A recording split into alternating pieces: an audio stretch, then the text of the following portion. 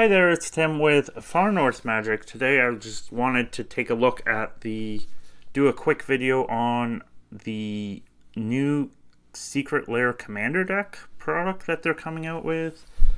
I kind of look to rush this one out because the sell period is very shortly, and I just figured I'd take a look at it, and then you can make a decision if it's something for you or not. And I plan to do a video for the Secret Lair bundle that they got selling right now, but I was planning to do it a little later in the period because there's like a 2-month window for that one.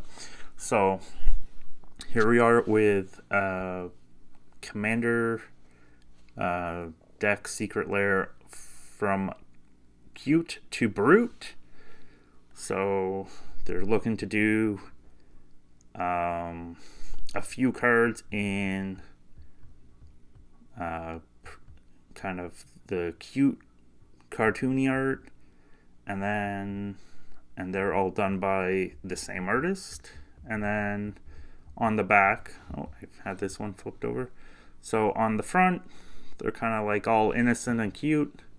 And then on the back, you get kind of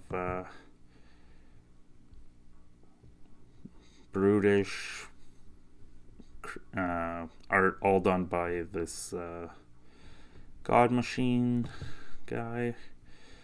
And I think it's interesting that they're doing a deck like this, because they are hitting so many reprints from all over the place for double face cards. And in a way, I didn't think that they'd slam so many double face cards in one shot, just because like not a lot of the double face cards are super valuable, but I just figured that they would have got doled out a little more sparingly, I guess.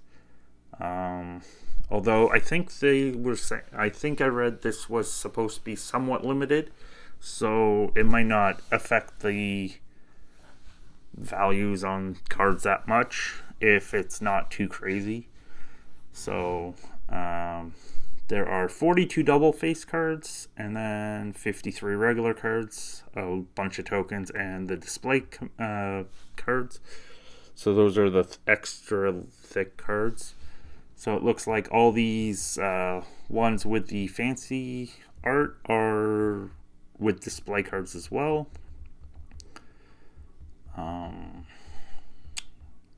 And it's like how the mystery boosters and list cards are, where you have the little planeswalker symbol in the corner for all the normal cards that are reprinted.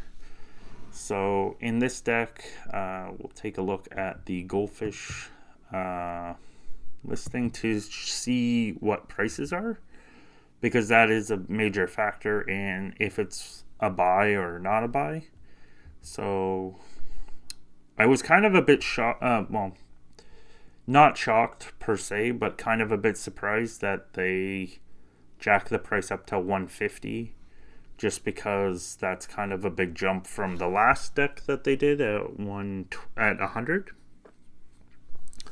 And the one for the coin flip deck, which had like half foils and half the deck being foil and such, but just is what it is, I guess.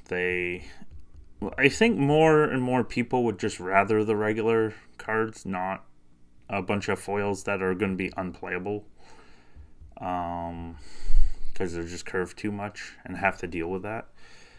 So then, looking at the deck list, they don't have the prices for the cards that are in the cute art into this 261 total, it looks. But I wouldn't say that's terrible value. I imagine some of the value will go down uh, once these hit the market. So, well, I think depending on how much is printed, I think the cards with the unique art are going to be probably ones that are going to hold some decent value, though.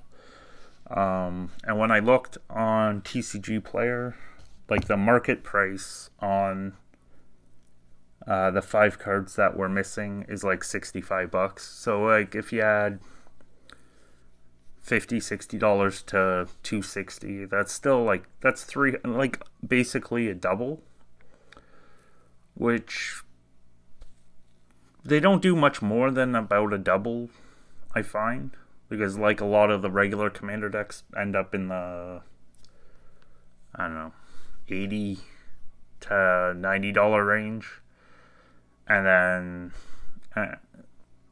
they get crushed down. Like you got a lot of them holding only like $50-$60 in value once they come out. So I expect a bit of a decline, but it is interesting that they hit basically they hit the Flipwalkers from Origins, they hit Velki from Kaldheim. They also reprinted like Kinnan.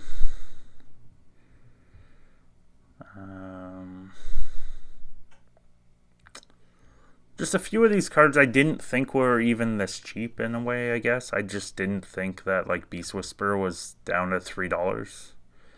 So that's kind of one of those things where like some of the times you end up with like a lot of cards now that are less value than they used to be, but you kind of have a price memory of them being a bit more expensive. Like I didn't think Search to Azcanta was down to $3. Like I thought that was like a $5-$6 card. So there is some like price memory discrepancies, I guess, in my mind when I first looked at the list without the prices. Guardian Project's a really good reprint. I found it interesting they hit all the pathways. So I guess like they were coming after some products like the From the Vault Transform is probably just annihilated, and the Pathway Secret Lair is kind of annihilated as well. I guess some people were saying Zendikar Rising Seal products destroyed, but I don't think there'd be enough of this printed to really be the end for some of these things if they did limit the product like it sounds. I found it interesting that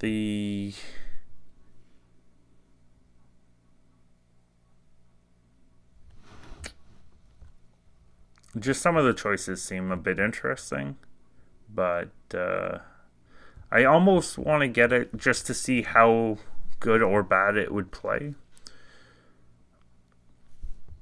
But overall, I think I'm going to try to buy it.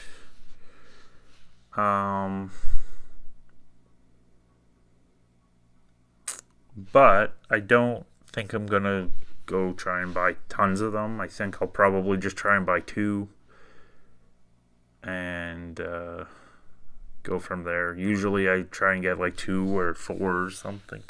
Like usually if I'm not 100% confident on something, but I still want to get it, I usually try and get 2, and then I can be like, okay, well, I'll have one that I can open and one that I can leave shut, and then hopefully everyone doesn't do that, so that I can be able to turn over the second one. to help pay off the first one. But we'll just have to see if I can even get there when it goes live. It goes live on May 8th.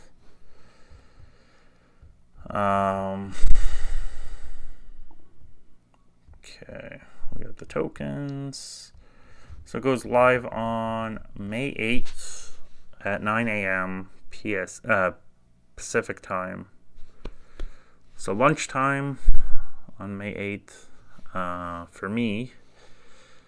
And yeah, just in English. I wonder how many are printed based on limited print. And I wonder if that means that they actually have them pre-printed so that people can actually get them in less than 1 year. So, I guess my question is, are you looking to buy this deck, or are you just looking to pick up some singles once people get the decks and then start ripping them apart for parts or for value? So I'd like to know in the comments, and I will hopefully talk to you guys later. I hope you have a good rest of your day and weekend. Take care, and see you next time.